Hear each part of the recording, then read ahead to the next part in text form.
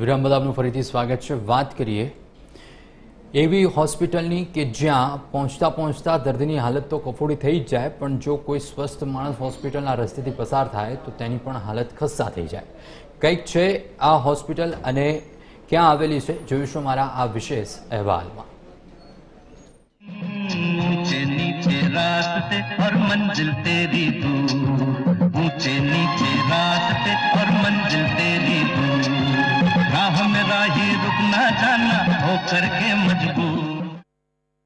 જી હા, ગીતની જેમ જ બોટાદમાં આવેલી સિવિલ હોસ્પિટલ પહોંચનારા દર્દીઓને કંઈક આવો જ અનુભવ થઈ રહ્યો છે, કારણ કે હોસ્પિટલ પહોંચવાનો રસ્તો અત્યંત બિસ્માર છે અને એ પણ આજકાલનો નહીં, છેલ્લા 3 વર્ષથી આવી જ સ્થિતિ છે, જેને કારણે દર્દીઓ જ નહીં, અહીં અવર જવર કરનારા વાહન ચાલકો પણ હેરાન પરેશાન થઈ ગયા છે।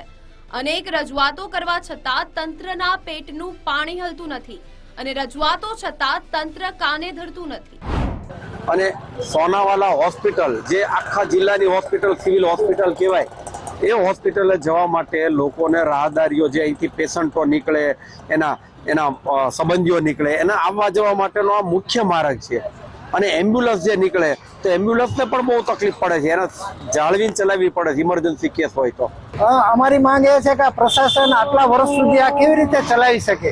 એમને કઈ આ એરિયા બેકવર્ડ એરિયા છે અને હોસ્પિટલ સરકારી છે, એના માટે પ્રશાસન કેમ કશું ધ્યાન નથી આપતું? એમને આ તાત્કાલિક ધોરણે આને રિપેર કરી અને સગવડ પ્રજા માટે થઈને આ પૂરી પાડવી જોઈએ।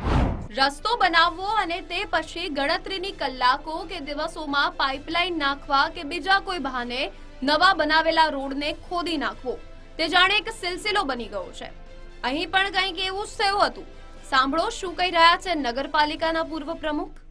આ રોડ છે ને આશરે 5 વર્ષ પહેલા બનાવ્યો, રાતે મેં ના પાડવા છતાં રાતે 1 વાગે બનાવ્યો અને 1 વાગે બનાવ્યો, સવારમાં 8 વાગે પાણીની લાઈન નાખીને તોડી નાખ્યો।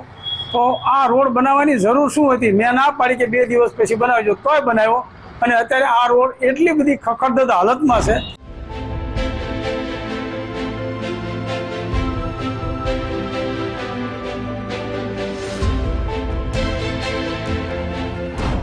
બોટાદની સિવિલ હોસ્પિટલ તરફ જવાનો મુખ્ય માર્ગ બિસ્માર હાલતમાં છે, જેને લઈ સ્થાનિક લોકોએ અનેકવાર રજૂઆત કરી છે। ત્યારે TV13ની ટીમ પણ સ્થળ પર પહોંચીને કવરેજ કર્યું હતું। ત્યારબાદ જે સ્થિતિને લઈ અમે બોટાદના ચીફ ઓફિસર પાસે આવ્યા હતા, ત્યારે ચીફ ઓફિસરનો ફોન સ્વિચ ઓફ આવતો હતો કે લોકોની અનેકવાર રજૂઆત છે। ત્યારે કહી શકાય કે બોટાદની સિવિલ હોસ્પિટલ જવાનો જે મુખ્ય માર્ગ છે જે બિસ્માર હાલતમાં છે, તે ત્યારે લોકોને સારો રસ્તો મળશે। ગજેન્દ્ર ખાચર, TV13 ગુજરાતી, બોટાદ।